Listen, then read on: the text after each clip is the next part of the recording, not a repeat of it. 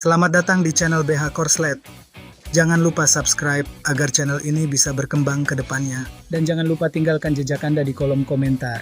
Terima kasih guys. Bab 319. Setelah itu, gurunya mendorong Amy dengan paksa. Gadis kecil itu tersandung dan hampir jatuh. Keira bergegas maju dan menggendong Amy, menepuk punggungnya pelan untuk menenangkannya. Amy, jangan menangis, jangan menangis. Amy berpegangan erat pada lehernya. Ibu, Amy penurut, Amy baik. Apakah Amy melakukan kesalahan? Amy bisa minta maaf, Amy ingin pergi ke sekolah. Kata-katanya membuat Keira sedih. Dia menatap gurunya. Saya butuh penjelasan. Mendengar hal ini, guru itu melirik orang-orang di sekitarnya dan mengejek. Penjelasan apa? Dia menangis di sekolah, mengganggu anak-anak lain di kelas. Aku sudah bilang padanya untuk tidak datang besok. Apa ada masalah? Keira kemudian bertanya, mengapa dia menangis. Ketika Amy dianiaya oleh Ibu Howard, dia terlalu takut untuk menangis, dan dia pada umumnya bukan cengeng, jadi bagaimana dia bisa menangis sepanjang hari-hari ini? Guru itu mencibir, mana mungkin aku tahu, itu anakmu, bukan anakku. Kurasa dia mungkin sakit. Kalau begitu, bawa dia ke rumah sakit. Jangan ganggu murid lain. Keira langsung mengerutkan kening, tatapan matanya tajam. Amy baru berusia 2 tahun dan tidak bisa menjelaskan apa yang terjadi. Tepat saat dia bingung, suara seorang anak terdengar. Dia tidak membiarkan Amy makan. Itu sebabnya dia menangis. Setelah itu, Keira melihat seorang ibu yang juga datang menjemput anaknya berdiri di dekatnya. Seorang anak laki-laki berdiri di sampingnya. Anak laki-laki itu setahun lebih tua dari Amy dan akan masuk taman kanak-kanak tahun depan, jadi dia berbicara dengan jelas dan logis. Dia juga memarahi Amy, menyuruhnya berdiri sebagai hukuman, dan tidak membiarkannya tidur siang. Mendengar ini, Keira langsung melotot ke arah guru itu. Mata guru itu berkedip, menunjukkan rasa bersalah, tetapi dia tetap berkata, itu tidak mungkin. Brandon, jangan bicara omong kosong. Anak laki-laki kecil bernama Brandon menoleh ke ibunya ketika mendengar hal ini. Wanita elegan itu segera berkata, anakku tidak pernah berbohong. Keira juga menatap Amy. Benarkah? Amy mengangguk sambil menangis. Amy lapar, tapi berusaha keras untuk tidak menangis, juga mengantuk tidak menangis.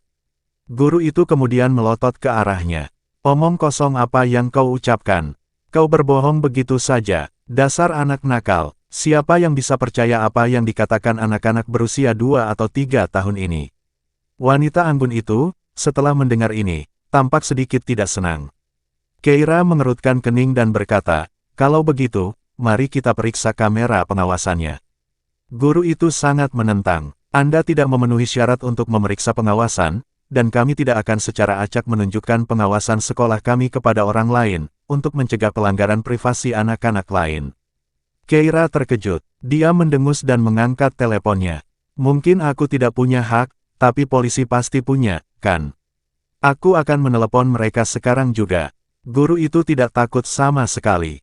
Polisi tiba dengan cepat, dan ketika mereka pergi untuk memeriksa rekaman pengawasan di ruang monitor, mereka menemukan bahwa rekaman dari kamera di kelas telah hilang. Sambil menyilangkan tangan, guru itu tampak sangat arogan. Saya minta maaf, saya lupa mengingatkan Anda bahwa pengawasan sedang dalam perbaikan hari ini. Keira tidak tahu harus berkata apa. Tidak heran guru itu begitu sombong. Dia bahkan sampai menghancurkan bukti. Keira mendengus, hendak mengatakan sesuatu ketika sebuah suara kecil terdengar dari sampingnya.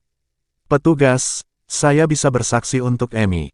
Brandon mengangkat tangannya dan berteriak keras, guru itu menyiksa Amy. Begitu kata-kata itu keluar, guru itu langsung mengerutkan kening. Polisi kemudian menoleh ke Ibu Jones, ibu anak laki-laki itu.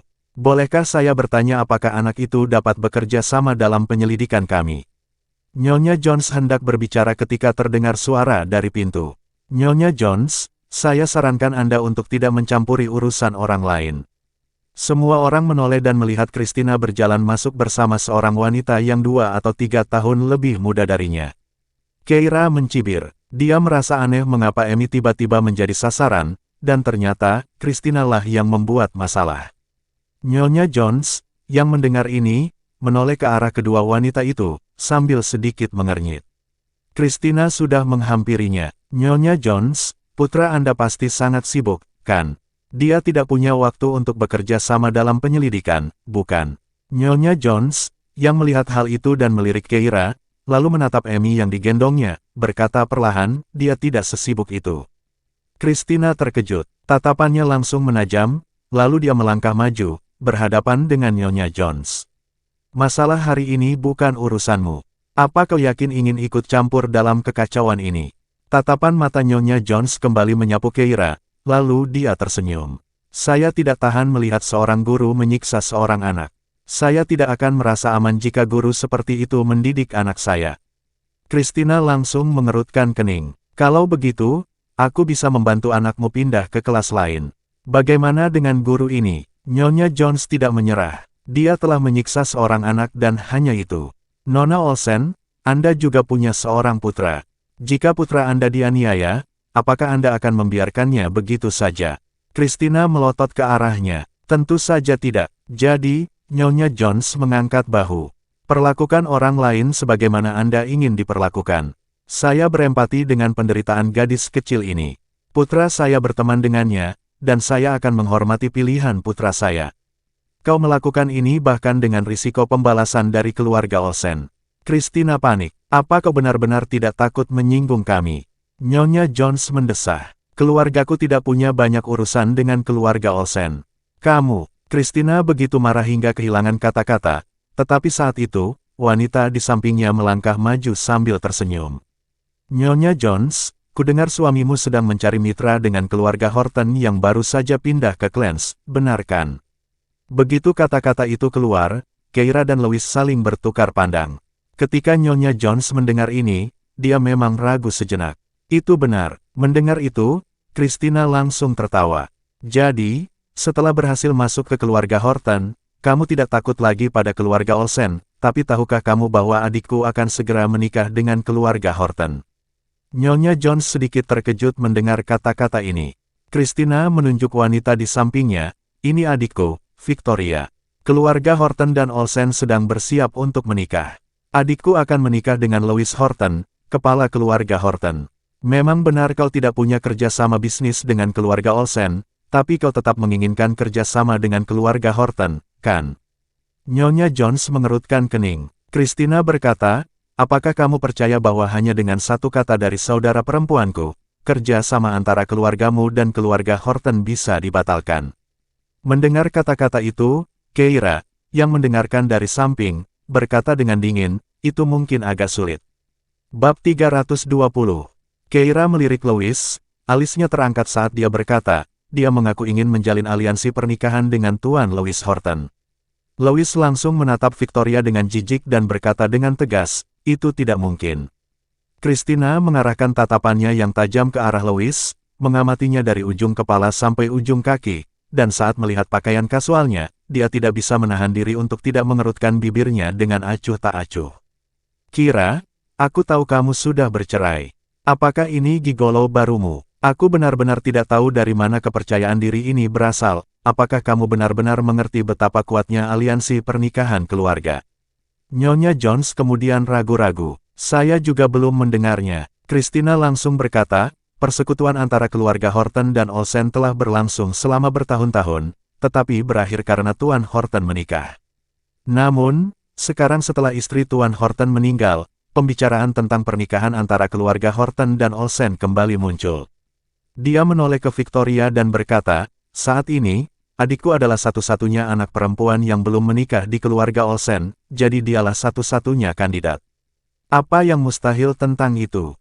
Victoria menundukkan kepalanya dengan sopan dan berkata, kakak, masalah ini belum diumumkan ke publik.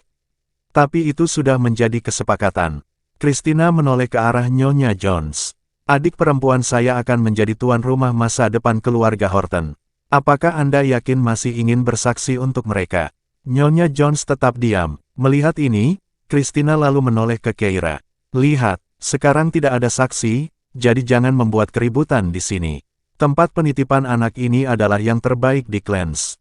Tidak mungkin ada kasus guru yang menyiksa anak-anak. Keira mengerutkan alisnya. Tepat saat dia hendak mengatakan sesuatu, suara Nyonya Jones terdengar lagi.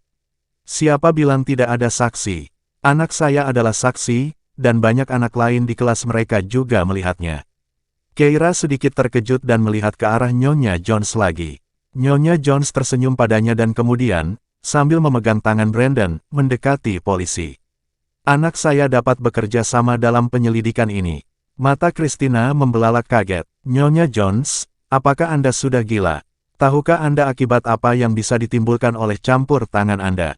Apakah suami Anda setuju dengan tindakan Anda ini? Namun Nyonya Jones hanya meliriknya dengan acuh tak acuh dan berkata, saya sadar betul apa yang saya lakukan. Christina tercengang. Tanpa basa-basi lagi, Nyonya Jones menyuruh putranya berbicara secara pribadi dengan polisi untuk memberikan keterangan. Melihat hal ini, kaki guru itu menjadi lemas. Keira juga terkejut dengan rasa keadilan Nyonya Jones. Dia menatap Nyonya Jones dengan heran, lalu Nyonya Jones tiba-tiba menoleh padanya dan bertanya, apakah Anda benar-benar tidak mengingat saya? Keira bingung. Nyonya Jones terkekeh dan berkata, 4 tahun yang lalu, di Sungai Oceanion, kita pergi menyelam bersama. Mendengar hal ini, Keira perlahan mengingatnya. Kaulah orangnya, yang, untuk menyelam lebih dalam, mengikatkan batu pada dirimu sendiri. Nyonya Jones langsung mengangguk. Ya, itu aku, Louis, yang tidak suka banyak mengobrol dengan wanita lain, tidak dapat menahan diri untuk tidak menyela. Mengikatkan batu. Nyonya Jones mengangguk dan menjelaskan, saya selalu kesulitan menyelam, jadi saya menemukan cara untuk mengikatkan batu di punggung saya, dan saya pun menyelam, cara itu berhasil dengan sangat baik. Namun, ketika saya mencoba untuk kembali ke atas, saya merasa tidak bisa, dan dengan batu yang menyeret saya terus tenggelam semakin dalam, jika wanita ini tidak menyelamatkan saya, laut itu akan menjadi kuburan saya. Louis terdiam. Dia baru saja berbicara karena terkejut saat memahami hal ini. Siapakah yang waras yang menyelam sambil mengikatkan batu? Nyonya Jones memegang tangan Keira. Pada hari kau menyelamatkanku, kau bahkan tidak menyebutkan namamu. Aku selalu ingin mengucapkan terima kasih, tetapi tidak dapat menemukanmu. Aku tidak pernah menyangka akan bertemu denganmu di Clans. Keira tidak mengambil hati masalah ini. Namun Louis mengerutkan kening dan menatap Keira, menegurnya dengan suara pelan, situasinya berbahaya saat itu. Apakah kamu sadar bahwa menyelamatkannya juga sangat berbahaya? Suaranya mengandung rasa lega bercampur takut. Semua penyelam sudah berada di dasar laut, dan Nyonya Jones, yang terbebani oleh sebuah batu besar, tidak dapat naik, yang cukup untuk menunjukkan seberapa dalam dia telah menyelam. Dalam situasi seperti itu, Keira berani menyelamatkannya. Apakah dia tidak khawatir dengan keselamatannya sendiri? Nyonya Jones juga menatapnya dengan rasa terima kasih. Ya, situasinya memang genting. Dengan datang menyelamatkanku, kau telah mempertaruhkan nyawamu untukku. Kata-katanya penuh dengan emosi. Melihat hal itu, Keira terbatuk dan berkata, yah, mungkin aku tidak punya pilihan selain menyelamatkannya. Louis dan Nyonya Jones keduanya sedikit terkejut. Keira kemudian berkata, saat itu, hanya ada aku dan dia di pantai tanpa instruktur. Kalau dia tenggelam bersama batu itu, dan polisi datang untuk menyelidiki, aku mungkin tidak bisa membersihkan namaku. Louis terdiam. Nyonya Jones tidak tahu harus berkata apa. Perkataan Keira memang ringan, tetapi semua orang mengerti bahwa ia hanya bercanda untuk meredakan ketegangan dan ketakutan Louis. Polisi segera selesai memeriksa anak laki-laki itu. Brandon pandai berbicara, dan logikanya masuk akal. Ditambah dengan kesaksian Amy, polisi mengonfirmasi pelecehan yang dilakukan guru itu terhadap anak-anak dan segera menangkapnya. Sebelum pergi, guru itu menatap Christina. Nona Olsen, Anda harus menyelamatkan saya. Christina melotot ke arah Nyonya Jones, dadanya naik turun karena marah. Sayangnya, ini adalah tempat umum, dan dia masih ingat terakhir kali dia diancam oleh Kira. Sebagai anak angkat, dia tidak bisa bersikap terlalu keterlaluan, jadi pada akhirnya, dia hanya bisa berkata dengan gigi terkatup, Nyonya Jones, tunggu saja kerja sama Anda dengan keluarga Horton dibatalkan. Dengan itu, dia menarik Victoria dan pergi. Nyonya Jones tersenyum, bagaimana mungkin kerja sama keluarga Horton bergantung pada kata-kata satu orang. Meskipun dia mengatakan ini, matanya tampak khawatir. Faktanya, kerja sama suaminya dengan keluarga Horton masih dalam tahap negosiasi. Saat keluarga Horton berekspansi ke Clans, mereka membutuhkan saluran dan memilih mitra dari antara keluarga-keluarga kecil ini. Suaminya selalu ingin mengamankan kesempatan ini. Bahkan jika Victoria tidak mau menikah dengan Tuan Horton, konon Tuan Horton memiliki hubungan yang dalam dengan keluarga Olsen. Jika Christina dan Victoria mengucapkan beberapa patah kata, mereka mungkin malah akan merusak prospek suaminya. Lagi pula, ada banyak calon mitra yang dapat dipilih keluarga Horton, dan keluarga mereka hanyalah salah satunya. Nyonya Jones berpikir demikian dalam hati, tetapi wajahnya tetap tenang. Jangan khawatir, ini tidak akan memengaruhi saya. Keira mengangguk. Jangan khawatir, pasti tidak akan ada dampaknya. Nyonya Jones tersenyum. Saya tahu. Baiklah, sekarang Amy sudah baik-baik saja, saya akan mengantar Brandon pulang. Kita akan membuat rencana untuk bertemu lain waktu. Setelah mengucapkan kata-kata itu, dia meraih tangan putranya dan berbalik untuk pergi. Saat dia berbalik, senyum di wajahnya tampak agak dipaksakan dan matanya menampakkan kekhawatiran. Tepat pada saat itu, dia tiba-tiba mendengar suara Louis dari belakang, Nyonya Jones. Nyonya Jones berhenti sebentar, lalu menoleh ke belakang dengan bingung. Kemudian dia melihat pria yang berdiri di belakang Keira datang ke arahnya. Katakan pada suamimu untuk menyiapkan kontrak. Nyonya Jones bingung. Bab 321. Nyonya Jones menatap Louis dengan bingung, lalu melirik Keira. Merasa seperti dia salah mendengar ucapan pria itu. Apa? Louis tidak ingin mengatakan apa-apa lagi. Keira hanya tersenyum dan berkata, dengarkan saja dia, dan minta suamimu membawa kontrak itu ke Horton Group pagi-pagi sekali. Nyonya Jones bingung. Dia tidak dapat menahan diri untuk tidak mengamati Louis lagi, memperhatikan aura mulia seorang pemuda yang istimewa. Meskipun mengenakan kemeja olahraga, dia tidak tampak seperti orang biasa. Mungkinkah dia anggota keluarga Horton? Saat Nyonya Jones memikirkan hal ini, dia melihat Keira menggendong Amy dan duduk di kursi belakang mobil, dengan Louis di belakang kemudi. Nyonya Jones tidak bisa berkata apa-apa. Apakah dia seorang supir, atau mungkin suami, Kira?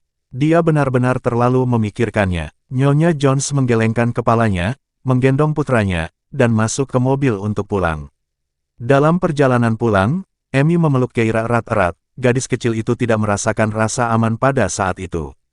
Dengan suara lemah, dia bertanya, Bu, apakah aku menimbulkan masalah bagi keluarga kita? Mendengar hal itu, hati Keira meleleh, dan dia memeluk gadis itu. Tidak, kamu gadis yang baik. Amy tidak mengerti arti tipu daya dan tidak tahu kalau ibunya sudah berubah. Tapi secara naluriah dia merasa gelisah dan memeluk Keira sambil berkata, Bu, apakah ibu akan meninggalkan Amy?